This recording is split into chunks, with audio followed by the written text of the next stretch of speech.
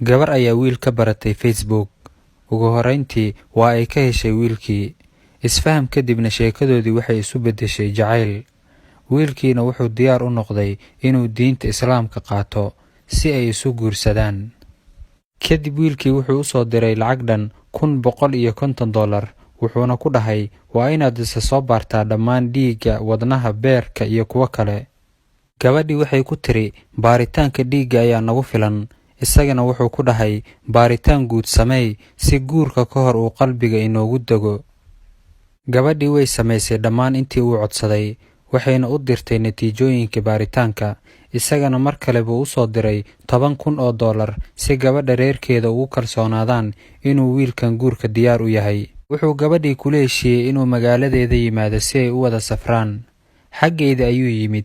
Kadib wuu kaxaystay markuu waalidkeeda u sheegay inay dibadda soo joogayaan maalmo kooban, kadibna ay gurigeeda u soo noqon doonto.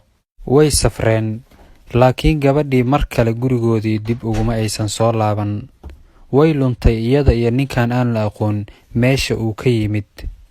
Gabadha waalidkeeda markay ogaadeen maqnaashaha gabadhooda, waxay degdeg u wargeliyeen booliska. 3 maalin kadibna, booliskii waxay soo waceen reerka, waxayna u sheegeen in gabadhoodii la helay.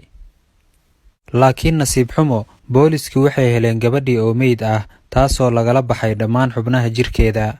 Waxaana la ogaaday arrinta ninkii ay raacday, iyadoo laga war helay inuu u shaqeeyo hay'ado dowladeed oo iibiyo xubnaha jirka.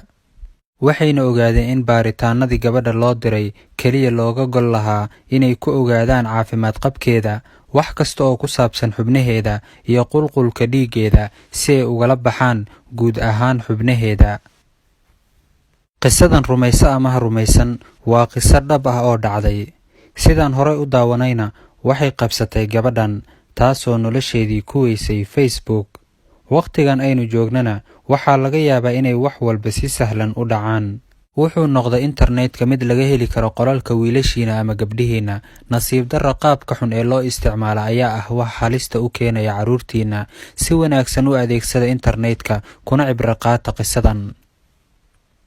ولا تؤمنوا إلا لمن تبع دينكم قل إن الهدى هدى الله أن يؤتى أحد مثل ما أوتيتم أو يحاجوكم عند ربكم قل إن الفضل بيد الله يؤتيه من يشاء والله واسع عليم. haddaba ha qaadin tallaabo aadan si wacan uga fiirsan, ha ku ridin naftaada god aysan ka soo bixi doonin. Waa walaalkiin Axmed oo idin leh, muuqaalkan waa wacyigelin guud ee sii sheer gareeya.